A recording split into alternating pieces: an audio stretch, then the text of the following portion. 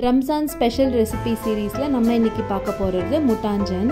நம்ம யூஸ்வலாக செய்கிற அரிசி பாயாசத்தை கொஞ்சம் பட்டி டிங்கரிங் பார்த்தா அதுதான் முட்டாஞ்சன் ஸ்வீட். அதை எப்படி செய்கிறதுன்னு பார்க்கலாம். இதுக்கு ஃபஸ்ட்டு 2 டேபிள் ஸ்பூன் சீரக சம்பா அரிசியை நல்லா வாஷ் பண்ணிவிட்டு ஒரு 5 நிமிஷம் ஊற வச்சு எடுத்துக்கலாம். ஒரு அடிகனமான பாத்திரத்தில் 4 ஸ்பூன் நெய் சேர்த்துக்கலாம். சென்னையில் நிறைய இடத்துல ரம்ஜானுக்காக இஃப்தார் ஃபுட் ஸ்டால் எல்லாம் போட்டிருக்காங்க. அந்த மாதிரி ஒரு ஃபுட் ஸ்டாலில் தான் நானும் இந்த முட்டாஞ்சன் ஸ்வீட் ட்ரை பண்ணியிருந்தேன். ப்ரைஸ் வைஸ் ரொம்ப ஜாஸ்தியாக இருந்துச்சு. முட்டாஞ்சன்னு பேரை கேட்டதும் நான் முட்டை மிட்டாய் மாதிரி ஏதோ இருக்குன்னு தான் சீரியஸாகவே நினச்சேன். பட் கடைசியில் அது பாயசம் தான். நீங்களும் என்ன மாதிரியே பல்ப் வாங்கியிருக்கீங்களான்னு மறக்காமல் கீழே கமெண்ட்டில் சொல்லுங்கள். நெய் நல்லா சூடானதும் 1 டேபிள் ஸ்பூன் சாரப்பருப்பு 10 முந்திரி பருப்பு சேர்த்து லேசாக கலர் மாறினதும் இதோடவே தண்ணி சேர்த்துக்கலாம். 2 டேபிள் ஸ்பூன் அரிசிக்கு 1 கப் தண்ணி சரியாக இருக்கும். நம்ம சேர்த்த தண்ணி நல்லா கொதிச்சதுக்கப்புறமா அடுப்பை லோ ஃப்ளேமுக்கு குறைச்சி வச்சுட்டு ஊற வச்சிருக்க அரிசியில் தண்ணி வடிச்சிட்டு அரிசியை மட்டும் சேர்த்துக்கோங்க.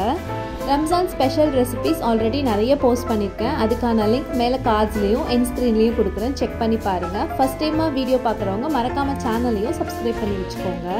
நம்ம சேர்த்த அரிசி ஒரு 50% நல்லா குக் ஆகிடுச்சு. இந்த ஸ்டேஜில் நம்ம பால் சேர்த்துக்கலாம். 2 கப் நல்ல திக்கான பால் சேர்த்துருக்கேன். இது காய்ச்சாத பால் தான். பால் சேர்த்துட்டு இதோடவே கலருக்காக கொஞ்சமாக எல்லோ ஃபுட் கலர் சேர்த்துக்கிறேன். இது ஆப்ஷனல் தான், வேண்டாம்னு நினச்சிங்கன்னா ஸ்கிப் பண்ணிக்கோங்க. நான் இன்றைக்கி செய்கிற இந்த அளவுக்கு 4லேருந்து 5 பேர் சாப்பிடலாம், கரெக்டாக இருக்கும். பால் கலர் எல்லாம் சேர்த்தாச்சு. இப்போ அடுப்பை மீடியம் ஃப்ளேமில் வச்சுட்டு ஒரு 10 நிமிஷத்துக்கு நல்லா கொதிக்க வச்சுக்கலாம். நம்ம சேர்த்த பால் கொஞ்சம் திக்காகி சுண்டி வரணும். அரிசி நல்லா வெந்த பாலும் கொஞ்சம் சுண்டி இருக்கு. இந்த ஸ்டேஜில் 1/2 கப் கண்டென்ஸ்டு மில்க் சேர்த்துக்கிறேன். கண்டென்ஸ்டு மில்க் கண்டிப்பாக சேர்க்கணும். அப்போ தான் அந்த ஸ்வீட்டோட ஒரிஜினல் டேஸ்ட் கிடைக்கும். லாஸ்ட்டாக 1/4 ஸ்பூன் ஏலக்காய் தூள் சேர்த்துட்டு நல்லா மிக்ஸ் பண்ணி விட்டுட்டு ஒரு கொதி வந்ததுமே அடுப்பு ஆஃப் பண்ணிவிட்டு நல்லா சில்லுன்னு சர்வ் பண்ணுங்கள். இது சில்லுன்னு சாப்பிடும் போது தான் டேஸ்ட் இன்னும் சூப்பராக இருக்கும். சூடு ஆற ஆற இன்னும் கொஞ்சம் கூட திக்காகும். அதனால் இந்த ஸ்டேஜ்லேயே ஆஃப் பண்ணிக்கோங்க, கரெக்டாக இருக்கும். இல்லாட்டி ரொம்ப திக்காயிடும்.